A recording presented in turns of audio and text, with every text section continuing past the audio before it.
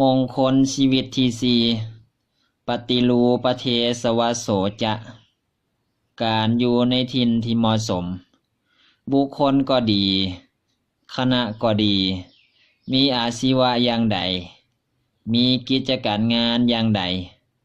จำจะต้องอยู่ในถิ่นอันเหมาะสมแก่อาชีวะอย่างนั้นกิจการอย่างนั้นบุคคลมีอาชีวะในทางกสิกรรมก็ควรต้องมีพื้นที่อันเหมาะสมบ่สูงเกินไปและก็บ่ลุ่มเกินไปมีทางไปมาสะดวกแก่ผู้ที่มารับซื้อ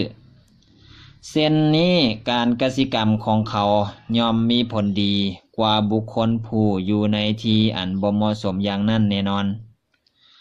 บุคคลผู้ประกอบอาชีวะในทางค้าขาย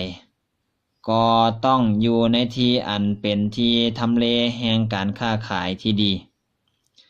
บุคคลผู้ปรารถนาในการศึกษาหำเฮียนก็ต้องอยู่ในที่อันบ่ติดขัดแก่การศึกษาหำเฮียนอาชีวะหรือความปรารถนาของเขาจึงจะประสบผลสำเร็จดังความมุ่งมั่นปรารถนาได้บ่เช่นนั้นผลที่จะเพิ่งได้ก็คงต้องบกพร่องฉะนั้นการอยู่ในถิ่นอันเหมาะสมจึงเป็นสิ่งที่สำคัญที่สุดแม้แต่ความเป็นไปแห่งพระพุทธศาสนาก็เนื่องด้วยเหตุนี้เององค์สมเด็จพระสัมมาสัมพุทธเจ้า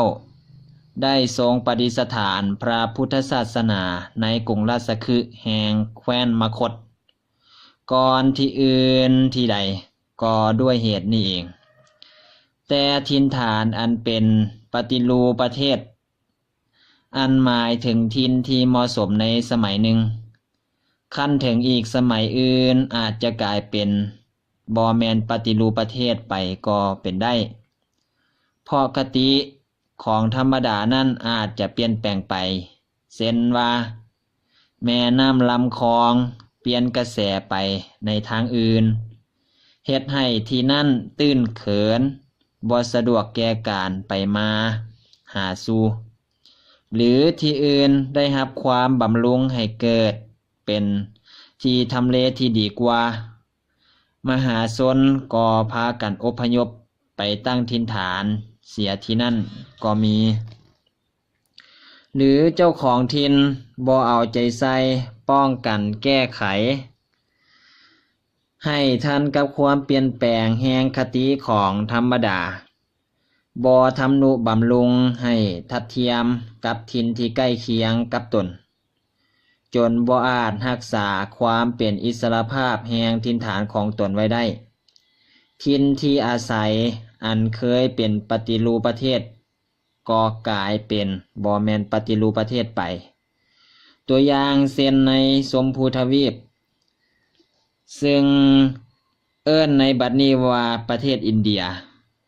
อันเคยเป็นปฏิรูปประเทศแห่งพระพุทธศาสนาแต่มาภายหลังเหล่าพุทธศาสนิกชนมีกำลังย่อนกำลังลงบ่อาจที่จะต้านทานพวกที่ถือศาสนาอื่นได้จึงต้องพากันยกย้ายไปตั้งถิ่นฐานในประเทศอื่นรวมทั้งที่เป็นประเทศของเฮานี้ด้วยแม้นในประเทศที่นับถือพระพุทธศาสนาด้วยกันประเทศอื่นที่ใกล้เคียงกับเฮาบ่สามารถรักษาความเป็นอิสรภาพแห่งตนไว้ได้จึงต้องตกอยู่ภายใต้อำนาจแห่งประเทศอื่น